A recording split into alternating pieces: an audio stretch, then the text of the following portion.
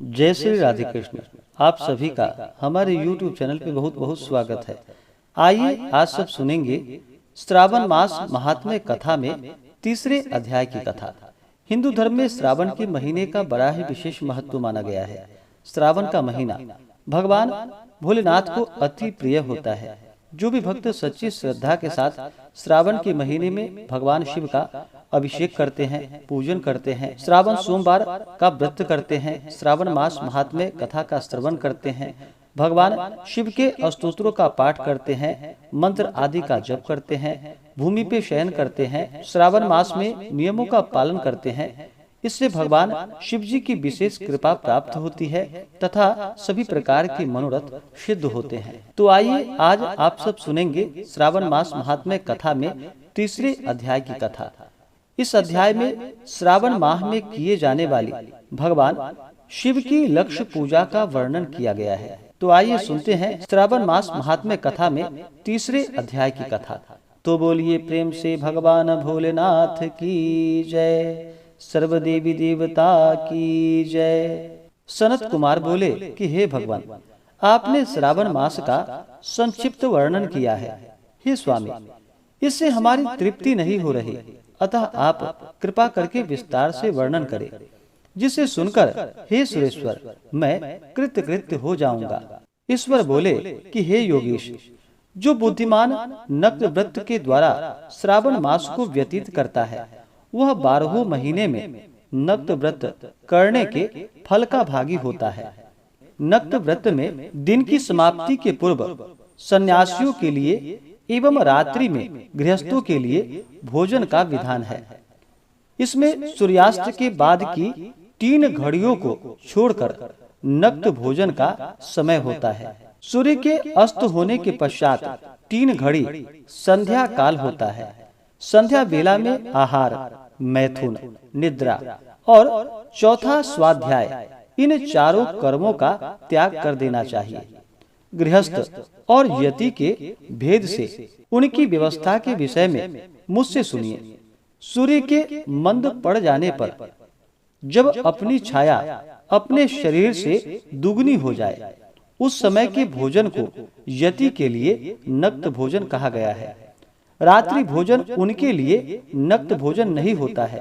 तारों की दृष्टिगत होने पर विद्वान ने गृहस्थ के लिए नक्त कहा है। यति के लिए दिन के 8वें भाग के शेष रहने पर भोजन का विधान है। उसके लिए रात्रि में भोजन का निषेध किया गया है।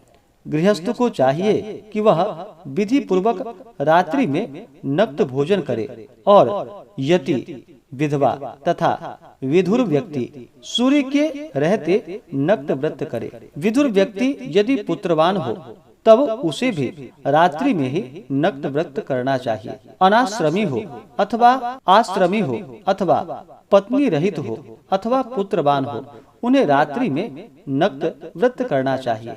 इस प्रकार बुद्धिमान मनुष्य को अपने अधिकार के अनुसार नक्त व्रत करना चाहिए। इस मास में नक्त व्रत करने वाला व्यक्ति परम गति प्राप्त करता है। मैं प्रातः काल स्नान करूंगा, ब्रह्मचर्य व्रत का पालन करूंगा, नक्त भोजन करूंगा, पृथ्वी पर सोऊंगा और प्राणियों पर दया करूंगा। हे देव, इस व्रत को प्रारंभ करने पर यदि मैं मर जाऊं तो हे जगतपति, आपकी कृपा से मेरा व्रत पूर्ण हो। ऐसा संकल्प करके बुद्धिमान व्यक्ति को श्रावण मास में प्रतिदिन नक्त व्रत करना चाहिए। इस प्रकार नक्त व्रत करने वाला मुझे अत्यंत प्रिय होता है। ब्राह्मण के द्वारा अथवा स्वयं ही अति रुद्र, महारुद्र अथवा रुद्र मंत्र से महीने भर प्रतिदिन अभिषेक करना चाहिए। हे वत्स, मैं उस व्यक्ति पर प्रसन्न हो जाता हूँ, क्योंकि मैं जलधारा से अत्यंत प्रीति रखने वाला हूँ, अथवा रुद्र मंत्र के द्वारा मेरे लिए अत्यंत प्रीतिकर होम प्रतिदिन करना चाहिए। अपने लिए जो भी भोज्य पदार्थ अथवा सुखोपभोग की वस्तु अति प्रिय हो संकल्प करके उन्हें श्रेष्ठ ब्राह्मण को प्रदान करके स्वयं महीने भर उन पदार्थों का त्याग करना चाहिए। हे मुने, अब इसके बाद उत्तम लक्ष्य पूजा विधि को सुनिए। लक्ष्मी चाहने वाले अथवा शांति की इच्छा वाले मनुष्य को लक्ष्य बिलपत्रों या लक्ष्य दुर्वा दलों से शिव की पूजा करनी चाहिए। आयु की कामना करने वाले को चंपा के लक्ष्य पुष्पों तथा विद्या चाहने वाले व्यक्ति को मल्लिका या चमेली के लक्ष्य पुष्पों से श्री हरि की पूजा करनी चाहिए। शिव तथा विष्णु की प्रसन्नता तुलसी के दलों से सिद्ध होती है। पुत्र की कामना करने वाले को कटेरी के दलों से शिव तथा विष्णु की पूजा करनी चाहिए। बुरे स्वप्न की शांति के लिए धान्य से पूजन करना प्रशस्त होता है। देव के समक्ष निर्मित किए गए रंगवल्ली आदि से विभिन्न रंगों से रचित पद्म, स्वास्तिक और चक्र आदि से प्रभु की पूजा करनी चाहिए। इस प्रकार सभी मनोरथों की सिद्धि के लिए सभी प्रकार के पुष्पों से यदि मनुष्य लक्ष्य पूजा करे तो शिवजी प्रसन्न होंगे। तत्पश्चात उद्यापन करना चाहिए, मंडप निर्माण करना चाहिए और मंडप के त्रिभाग परिमाण में वेदिका बनानी चाहिए। तदंतर पुण्याह वाचन करके आचार्य का वर्ण करना चाहिए और उस मंडप में प्रविष्ट होकर गीत तथा वाद्य के शब्दों और त्रिव वेद ध्वनि से रात्रि में जागरण करना चाहिए। वेदिका के ऊपर उत्तम लिंगतो भद्र बनवाना चाहिए और उसके बीच में चावलों से सुंदर कैलाश का निर्माण करना चाहिए।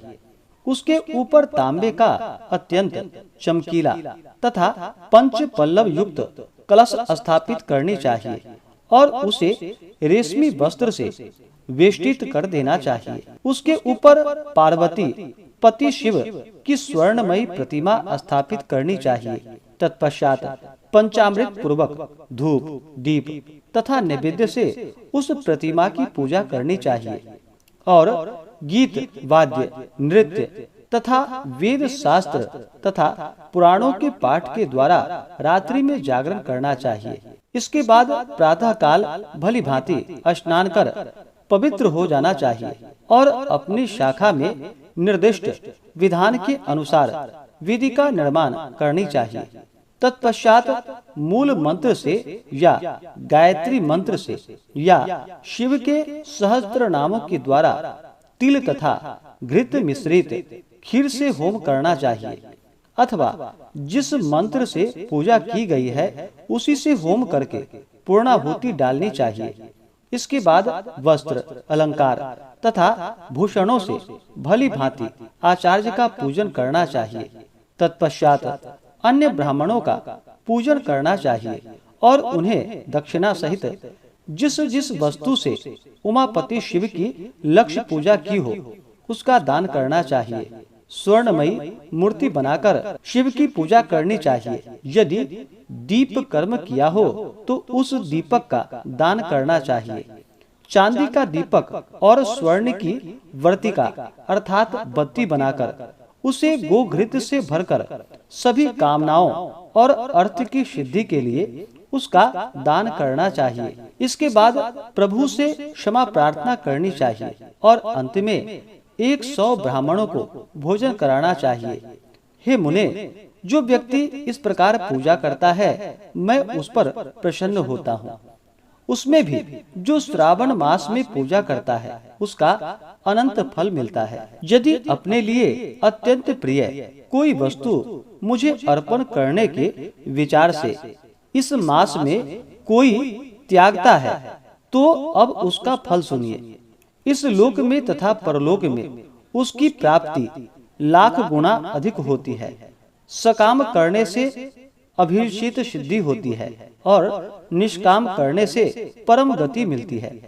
इस मास में रुद्राभिषेक करने वाला मनुष्य उसके पाठ की अक्षर संख्या से एक एक अक्षर के लिए करोड़ करोड़ वर्षों तक रुद्रलोक में प्रतिष्ठा प्राप्त करता है। पंचामृत का अभिषेक करने से मनुष्य अमरत्व प्राप्त करता है। इस मास में जो मनुष्य भूमि पर शयन करता है उसका फल भी मुझसे सुनिए।